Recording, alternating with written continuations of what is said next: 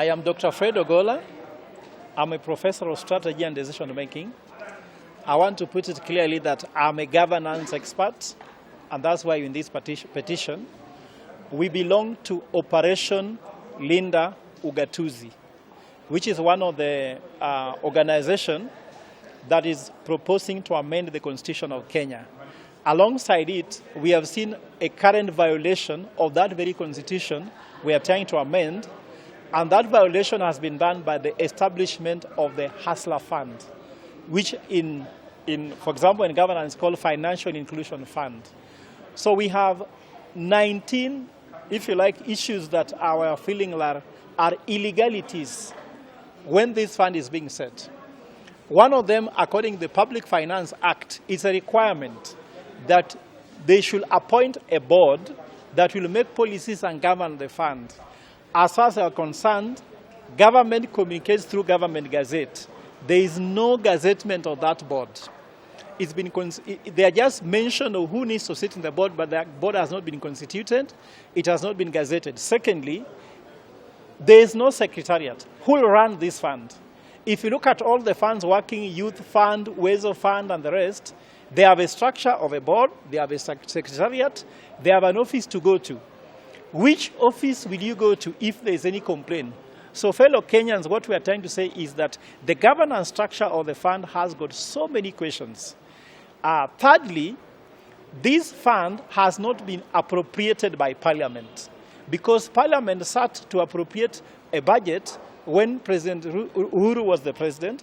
There is no supplementary budget, and the Parliament has not appropriated. I'm sure we elected parliamentarians to work, not that people work behind their back.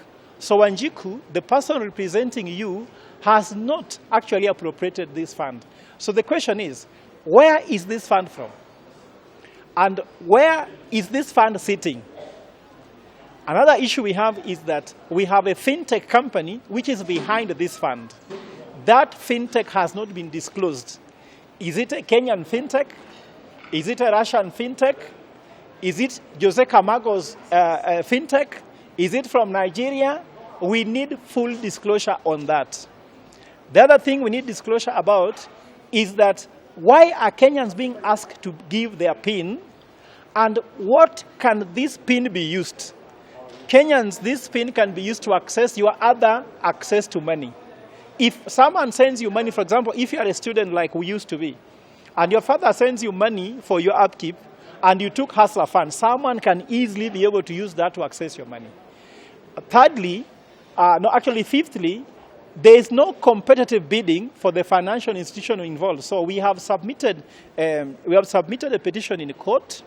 We have conjoined KCB, Safaricom, NCBA, Attorney General, all those bodies, even Kenya Revenue Authority.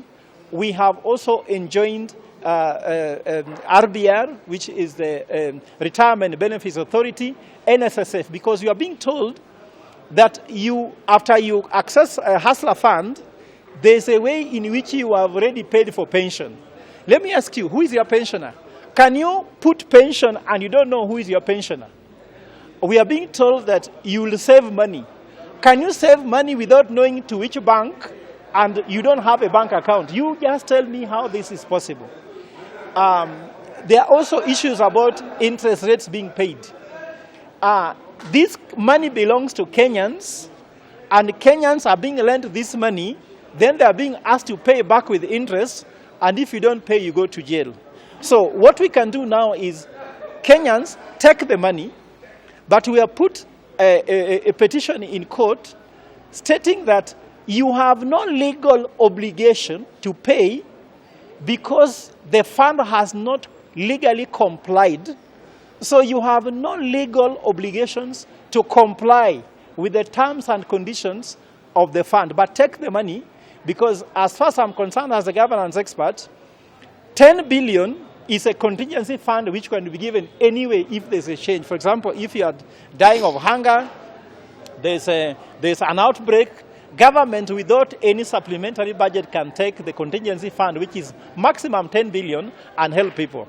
So that is what this fund is at the moment. It is not yet a fund in the terms of the Hustler Fund. So take the money, don't feel legally obliged to pay until this case is heard and determined in court and declared to you that now you can be able to pay and assume legal obligation. And let me tell you what, because we don't know what this money is coming from, don't you see there's a room for wash to come in, whereby someone can bring in dirty money through the hustler fund, lend it to you, then you pay back, then they clean the money. And don't you also think that the government can print money without any form of it, then lend it to you, then you help them clean up? And do you know that the cabinet secretary has got a right to collapse this fund when he wants it? Meaning that your savings and the money, they can declare it collapsed by law, and you lose it. Another thing is that you are entering a hustler fund hole, and there is no exit.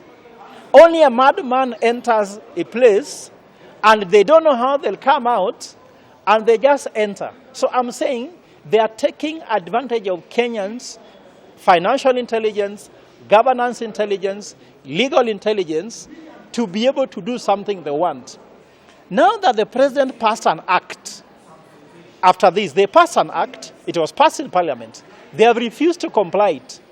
Are they deciding to make this fund fail intentionally? Then after that, they'll collapse it, then we'll go back. So our work here is not to oppose the government, but we want the government to get it right first time. We want a sustainable model. The intentions are good, but this thing has changed from one phase to the other. First of all, it was free money. It moved to money which can be given you without you paying back. Then you pay back. Then now it's paid by interest. Then conditions about investment, I don't know, about pension and about savings. So in short, we are appealing to Kenyans, take the money, and we are asking the judge in charge of this case to stop Kenyans from the obligations of paying this money and to suspend the government functioning of this fund until they answer the 15 questions which we have put in the affidavit, which are very key. I think that is the main reason why we are here. This bill has been sponsored by Operational Linda Ugatuzi. We are not a political body. We are a body which came from Bunge la Wananchi. When we talk to them, they discover that some governance issues are actually hurting. So we are representing the people of Kenya. And even today, you'll hear the people of Kenya can agree with me that there's something wrong with this fund. Thank you. Something which is designed to fail. I don't even see its structure. So Kenyans are being conned. And what I can say, this is your time to con the government. Take that money. Until they comply, you have no legal opportunity. In fact, the first time when a citizen can con the government, this is the moment. You take the money, you don't have to pay until the government complies, because we cannot tell citizens, we can't comply, but you must comply.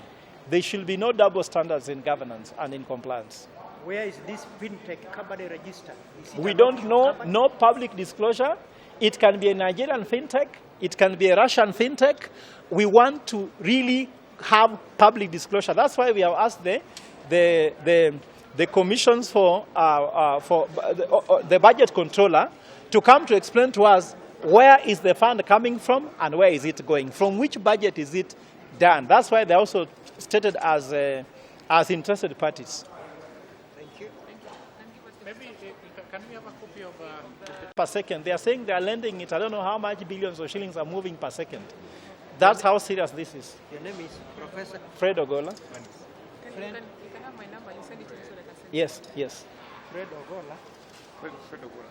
Yes. Leader, Operation Linda Ugatuzi. 07 26 So 0726 26 817 81. KCB, you can go to the office, but here, Hustler Fund has no secretariat, has no office, has no accounting officer, has no board, has no CEO. We can only go to politicians who are treating and Facebook. Then it's one.